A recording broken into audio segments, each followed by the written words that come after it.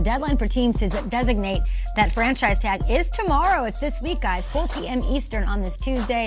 Will Dak get the long-term deal, or is the tag again coming for the Cowboys quarterback? Lots to be worked out here in the NFC East. So let's just go around and just sort of set the table on this morning. What is the biggest question mark in this division? Yeah, I thought this was the worst division in football last year, and there's a chance for it to be a much better one. The one thing that we know is a constant is Dak Prescott is the quarterback of the Dallas Cowboys. The lingering question is it for the one-year rental or is it for the long-term deal? We have until tomorrow at 4 o'clock for the Cowboys to give Dak Prescott that long-term deal and just put this thing to rest. After kicking the can down the road for the last, what feels like 36 months, right? Like we're still in that thing.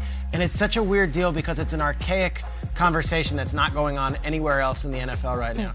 Here's an NFL league year where the salary cap is now down $20 million in estimated, and teams are restructuring and cutting veterans and trying to save every dime they can. We saw Ben Roethlisberger take a pure $5 million pay cut to say, if it helps the team in any way, give me $5 million less.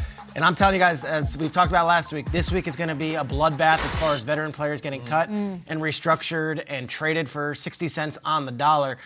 Here's Dak Prescott, who all he has to do is get the tag, and he's making $37 million. It's an incredible luxury. Dak has all the leverage right now because the Cowboys don't want him to become a free agent. If they franchise him, it absolutely cripples them with the salary cap. And then if they sign a long-term deal, well, we know that $33 million was his base last year. If he's getting 37 on the franchise, he likely wants more than 37 a year long-term.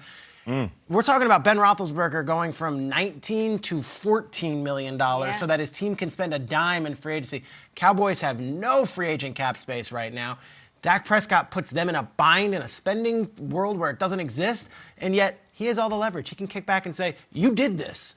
I was willing to sign a deal for years, and now here we are, and I'm going to make $90 million over 2 years, or even significantly more over the next 4. So, what do you want him to do?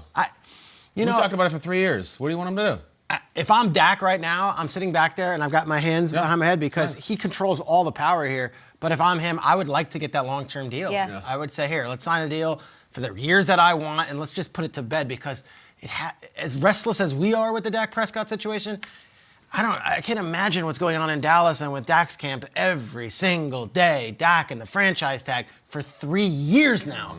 It's insane. And I look at the Cowboys, they go as far as Dak will take them. And yet, if he breaks the bank financially, they can't spend anywhere else. Right.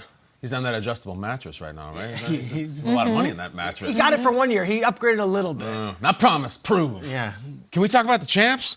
Champs. Yeah. The champs. Champs, Washington baby. football team won this division. Champ is here. That's what I'm saying. It's like Ali walking into the conversation. Puffy chested. Yeah. 6 and 10. That's it. Here we go. Champs. People don't know what to do with Washington. It's kind of like they don't know what to make of Coming to America, which I saw over Did the you see weekend. it? Hey! And I got strong takes. Okay, We'll get Kyle. into it later. Strong takes.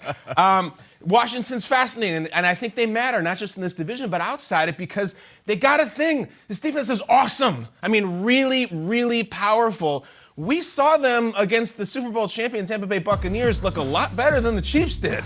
We saw Taylor Heineke play better against the Buccaneers defense than Patrick Mahomes did. So is Taylor Heineke going to be the future of this team? One of the coolest images for this team, they didn't have a lot last year, was Chase Young, the future of their team, the future of their defense, being like, this is the guy right here. I mean, this is the most unbelievable infomercial anyone's ever done. Yeah. This is, oh my God, you're putting him name him Taylor Heineke. I'm only playing in this game because of injuries. So there's a lot of chatter. Oh, Ron should bring Cam back. That was bring me. the band back together. That mocking was me. All right, so Peter, the guy I'm mocking. So then you would have Cam, Heineke, and Kyle Allen, which is literally the same depth chart they had in Carolina, which got Ron removed from Carolina. 7 and 9. No, I don't think it's Cam. I don't think 7 and 9 is going to work next year. They might have to go 8 and 8. So listen, they have this pick. It's kind of a middle pick in the draft right there. They're talking about, can you get someone who's a game manager, someone, you draft the Alabama kid, you put him with Heineke. I don't know what they're going to do. I'm kind of like with you. They're not like this, like Dak. However, it matters because they can win a playoff game next year. They can win a division next year. The defense is that good.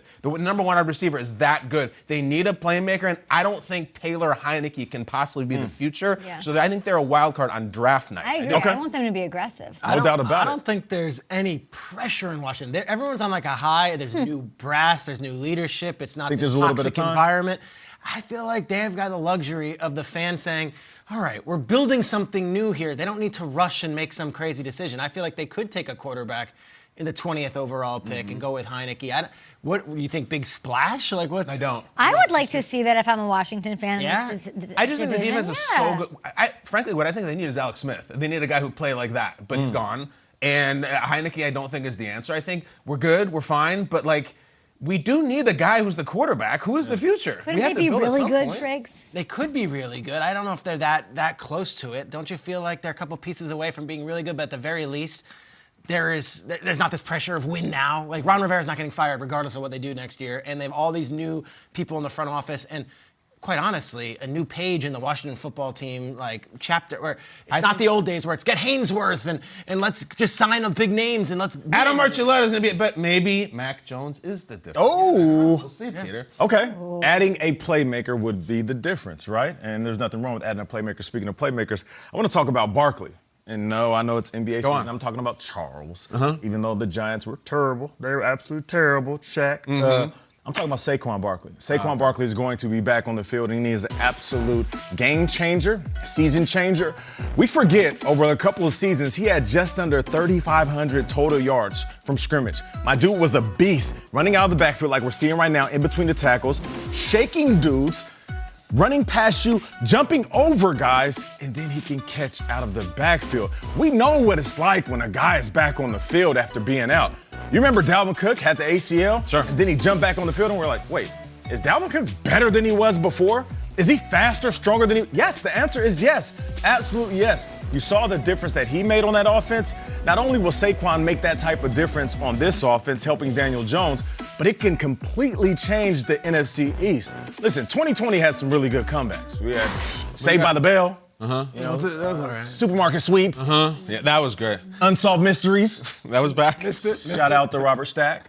And I feel like the Giants, I just gotta give him a shout out. He's original. But I feel like they're gonna stack wins with Saquon. And I do feel like this offense is gonna run a lot smoother. And having a little inside information, you know, Dad's just watching his sons play freshman basketball a couple of weeks ago. I was talking to Joe Judge, and I said, how is Saquon doing? He said he's doing great. I feel like he's gonna be better than ever. I'm like, oh. And then I said, well, how's he gonna help this offense? He said, more than anything, it's going to make Daniel Jones' job easier. So I'm looking forward to seeing Saquon back on the field. I love it. Are you ever going to trust Nate's movie acumen ever? Listen, my opinion on Coming to America may not go the way you think it's going. Really? Yeah, You were I'm in telling you, I got that movie? strong I can't wait to I hear that. loved it. Strong I can't wait to hear takes. that.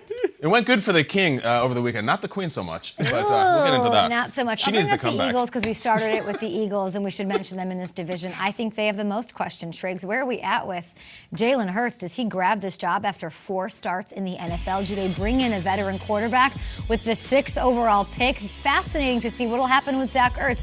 If it is Jalen, who's he throwing to? What's that offensive line look like? So many questions, and I think it's kind of a bummer for Eagles fans who won't know the answer to a bunch of those until the season starts and things play out. Yeah, and the Eagles are in salary cap hell. If I'm not mistaken, they have the second least amount of salary cap Whoa. space. So, yeah, go restructure. Or I mean, the report from Silver's right, but like, what do you get? Zach Ertz at this stage? Like, what do they think? You're not getting a first-round pick for Zach Ertz. There's a lot more work to do. And I think the Eagles team could look very different unless everyone restructures and they make some changes. You're right. Free agency just around the corner.